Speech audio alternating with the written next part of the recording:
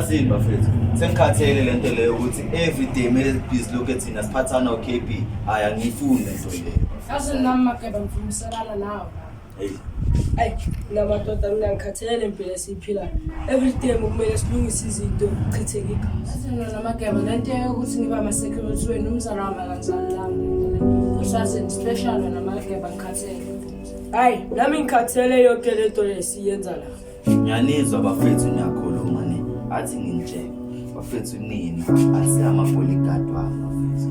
The reason why ngisho njalo it because sisonke kulembu le bafethu. Mawungadibana noKP uyi1 uzokwenza njani? Uzokwenza njani ngoba uma sonke angeke sivume ukuthi uKP akuhlasele kanye nenkabi zakhe. Soya sonke silwe. That's why ngisho kanjalo ukuthi bafethu angikho yi1 anibona ama bodyguard wami sisonke. Ngiyibodyguard lakho nawe kanjalo siyavikelana sonke sisonke la.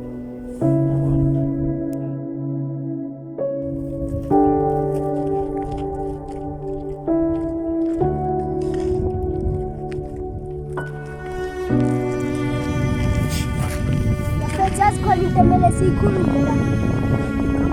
Mele sekelenze lezinto zokula lento siyenzayo ayikho fair. Mele sihambe sekula abantu soqalile bafisuqalile. Bafumina ngizwana nabantu abantelentele.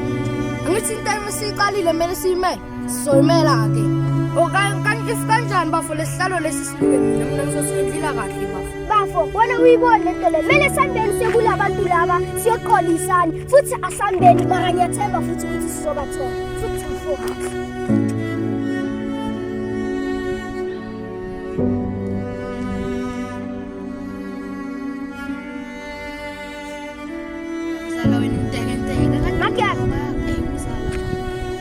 Kathi bathela kumele size lapho konke kumele sikhulume ba sha ayimsalo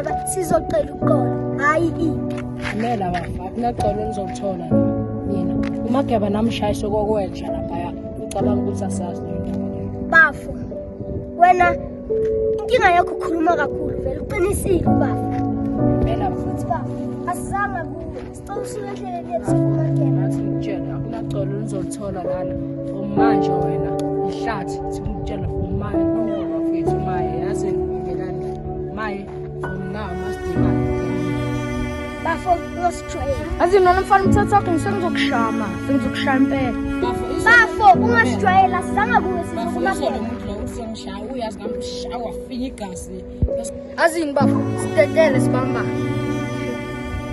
noma singabambana mhlawumbe kodwa ngiyacela ngizothola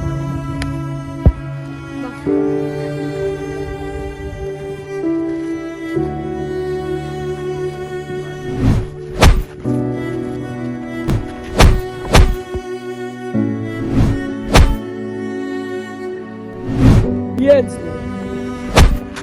Hayi phela kwanele manje ukujani leteni yokuthi ukujani awujani wena